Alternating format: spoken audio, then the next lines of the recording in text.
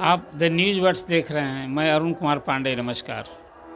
राज्यसभा की 56 सीटों के लिए चुनाव हो रहे हैं। 27 फरवरी को चुनाव होना है और सभी राज्यों में जहाँ जहाँ चुनाव होने हैं वहाँ के लिए सभी दलों ने अपने अपने प्रत्याशियों की नाम की घोषणा कर दी है। सोनिया गांधी राजस्थान से राज्यसभा में आ रही हैं। जेपी नड्डा गुजरात से आएंगे। आरपीएन सिंह उत्तर प्रदेश से आ रहे हैं। इस तरह से कई नाम हैं। अब इस चुनाव में पूर्व प्रधानमंत्री मनमोहन सिंह का भी कार्यकाल समाप्त हो रहा है। वो रिटायर हो रहे हैं, लेकिन इस बार अब वो कहीं से नहीं जाएंगे। अब बिहार में भी 6 सीट के लिए चुनाव होंगे राज्यसभा की, और उसमें यहाँ सुशील मोदी एक बड़ा नाम था। बिहार के उप मुख्यमंत्री रहे हैं। इस बार पार्टी ने उन्हें बेटिकट कर दिया। एक सीट रिटायर हो रही है भाजपा की, एक सीट खाली होगी। 2 सीट इस बार बन रही है। उसमें यहाँ से धर्मशिला गुप्ता, जो पार्टी की महिला मोर्चा की अध्यक्ष हैं प्रदेश की, उन्हें टिकट दिया गया है। एक पूर्व मंत्री भीम सिंह को दिया गया है। कांग्रेस की ओर से प्रदेश कांग्रेस के अध्यक्ष अखिलेश प्रसाद सिंह ने फिर बाजी मार ली है। अभी सिटिंग मेंबर हैं, फिर उन्हें टिकट मिला है।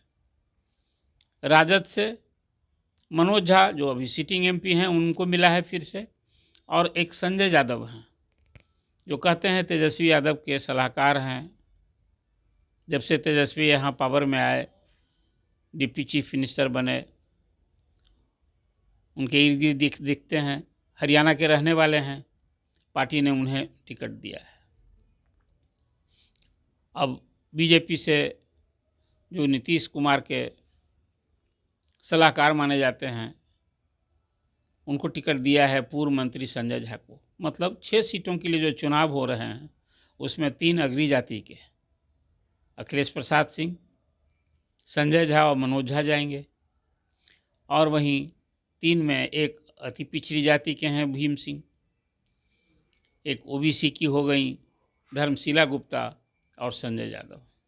मतलब इससे आप समझिए कि बिहार में जो अभी हाल में ही जातीय सर्वे हुआ है, उसमें जाति की आबादी जितनी हो, लेकिन 15-16% की आबादी वाली सामान्य जाति ने तो बाजी मार ली। 50% सीटें उनके खाते में चली जा रही हैं। और जो 36% है अति पिछड़ी जाति, उसमें एक कहीं माने तो आप भीम सिंह को उम्मीदवार बनाकर भाजपा ने एक संदेश देने की भरसक कोशिश की है। उसी तरह से धर्मशिला गुप्ता महिला भी हुई और ओबीसी की हैं।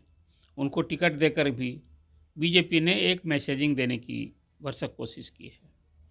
कांग्रेस तो कहते ही हैं कि भले जो हो, लेकिन अपर कास्ट की पार्टी मानी जाती है। अखिलेश सिंह वहाँ फिर से बने। और संजय झा की अपनी उपयोगिता है जदयू में, इसलिए उन्हें टिकट दिया गया है।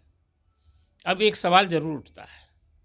अभी आज ही संजय यादव का नाम जब सामने आया तो पार्टी में कई लोगों के लिए अब चौंकाने वाली बात थी। लेकिन अंततः होता क्या था, कई लोग लाइन में लगे थे। कई लोग को उम्मीद जगी थी कि कहीं बीजेपी की जो सोशल इंजीनियरिंग है, नीतीश कुमार की जो सोशल इंजीनियरिंग है, राजद भी कुछ सोचेगा, करेगा। लेकिन ऐसा कुछ हुआ नहीं, दिखा नहीं। और ये 6 कैंडिडेट की घोषणा हो गई। पहले तो था कि लालू परिवार से कोई जाएंगे, तो संजय यादव भी तो कहीं ना कहीं उनको लालू परिवार से ही जुड़ा व्यक्ति कहा जा सकता है। तो एक परिवार से हो गए। एक मनोज झा, जो अपनी लेगेसी दिखाई लालू परिवार से, तेजस्वी से, उनको फिर से टिकट मिला है। अभी राज्यसभा चुनाव के बाद फिर लोकसभा के चुनाव होंगे। और पार्टी की जो सोशल इंजीनियरिंग है, भले ही तेजस्वी कहें कि हम A to Z की पार्टी हैं, अभी अपने 2 सीट में क्या मैसेज वो देंगे, क्या देना चाहते हैं, ये तो उनकी बात है।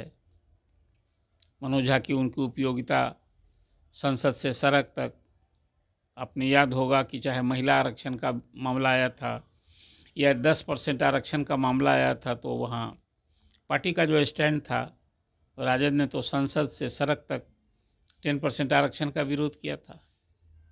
इसलिए मैंने कहा कि मनोज झा को तो लालू परिवार से, तेजस्वी जो लीगेसी है, उसको उस मानक पर वो खड़े उतरे हैं, इसलिए उनको टिकट दिया गया है। लेकिन बीजेपी के जो टिकट बांटे गए हैं उसमें यदि एक गौर करें तो पूरी तरह से पार्टी लोकसभा का जो आसन्न चुनाव है उसको ध्यान में रख करके और वो सब जगह प्रत्याशी बनाई है।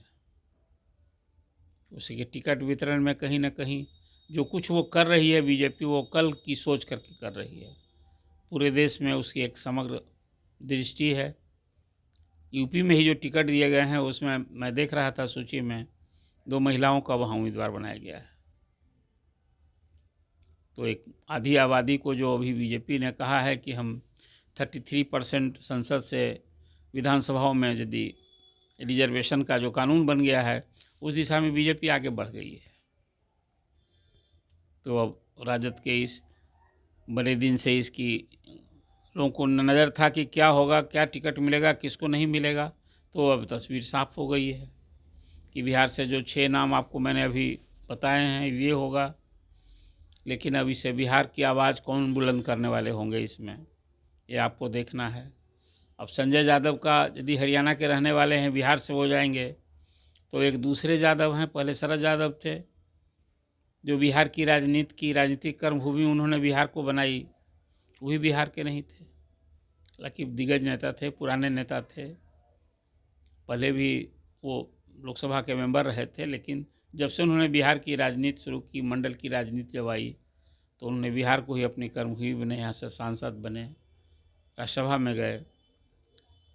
अब वो फिर अभी संजय यादव का जो अभी राजद ने उनका सिलेक्शन किया है कैंडिडेट, कल दोनों का नामांकन होगा। मनोज झा का कल अंतिम दिन है और संजय यादव का, और 4 सदस्य जो उम्मीदवार थे उन्होंने तो आज नामांकन दे दिया है।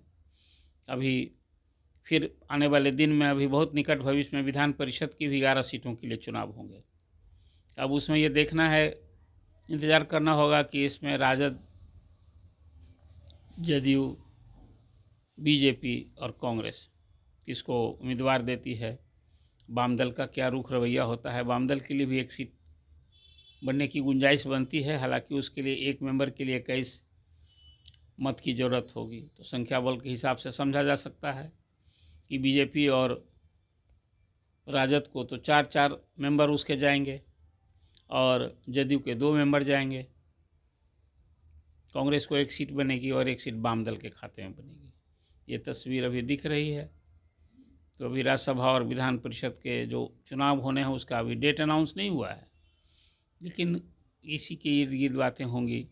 आपको आज हमने राज्यसभा के जो कैंडिडेट बिहार से हुए उसके संदर्भ में चर्चा की, और ख़ास करके राजद से एक मनोज झा और संजय यादव का जो नाम आया है सामने, अब इसको लेकर पार्टी में तो हालांकि कोई बाहर प्रतिक्रिया नहीं आई है, लेकिन कई लोग से मेरी बात हुई तो सचमुच उन सब लोगों के लिए कई लोगों ने बात की कि भाई ये जो नाम तय हुआ है ये तो ये तेजस्वी की ही चली है।